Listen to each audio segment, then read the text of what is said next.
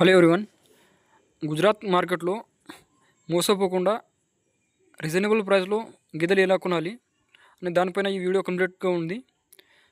గుజరాత్ నుంచి ఎవరైతే గేదెలు కొనాలనుకుంటారో వాళ్ళైతే ఈ వీడియో లాస్ట్ వరకు చూడండి. అయితే గుజరాత్ మార్కెట్లో మన రీసెంట్గా జరిగిన 2 ఇన్సిడెంట్స్ చెప్తా.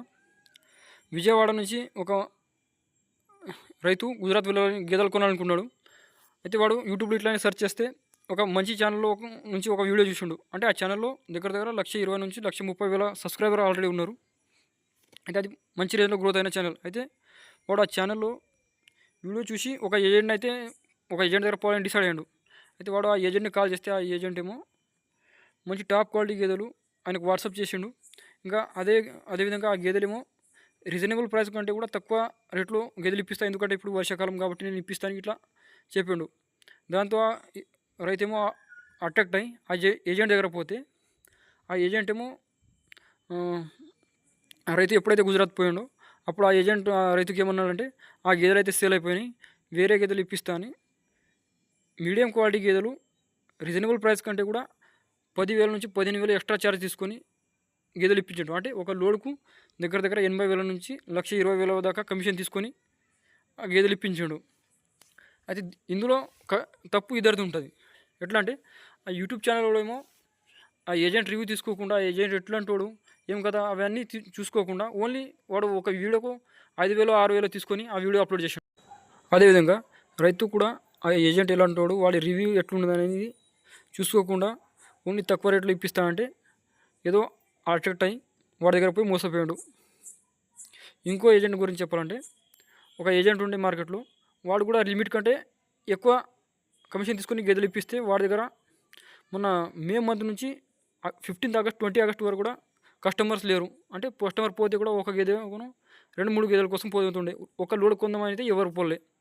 దాంతో ఆ ఏజెంట్ ఏం చేసిండంటే మొన్న మహారాష్ట్ర నుంచి ఒక ఏజెంట్ పోతే ఒక రైతు పోతే ఆ రైతుకేమో వాడు 1,35,000 నుంచి 1,45,000 రేంజ్లో రోజుకి 20 లీటర్ పాలు ఇచ్చి గేదెలు కొనిచ్చిండు.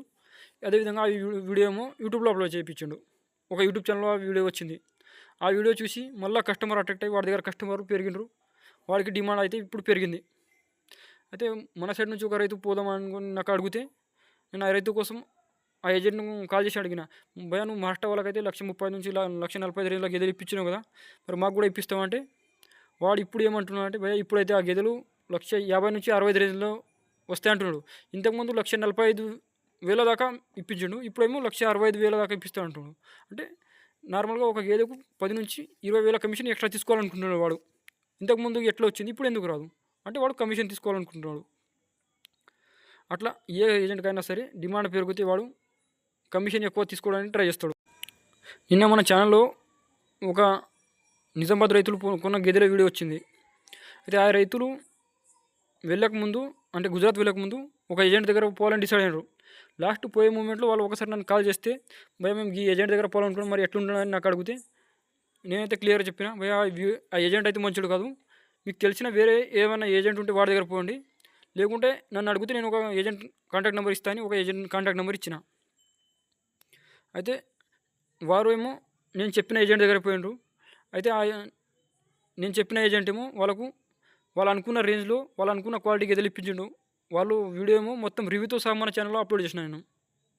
నేను రైతులకు చెప్పేది ఏంటంటే ఒకవేళ మీరు గుజరాత్ వెళ్ళి గేదెలు కొనాలనుకుంటే మన పక్కడో లేకుంటే ఎవరో చెప్పిన ఏజెంట్ దగ్గర పోయి మోసపోకండి. ఎందుకంటే ఈ పక్కడు ఒకసారి సంవత్సరంకు ఒకసారి 2 సార్లు పోయి గేదెలు కొనుక్కొని వస్తాడు. మరి ఆ గేదెలు వాడికి రేట్ రీజనబుల్ ప్రైస్లో వచ్చినాయేమో అనిపిస్తున్నాయి, కానీ మరి ఆ కస్టమర్ వాడి దగ్గర ఏ రేంజ్లో కమిషన్ తీసుకున్నాడు అనేది ఒకసారి 2 సార్లు గుజరాత్ పోయే వాళ్ళకైతే అది అర్థం కాదు.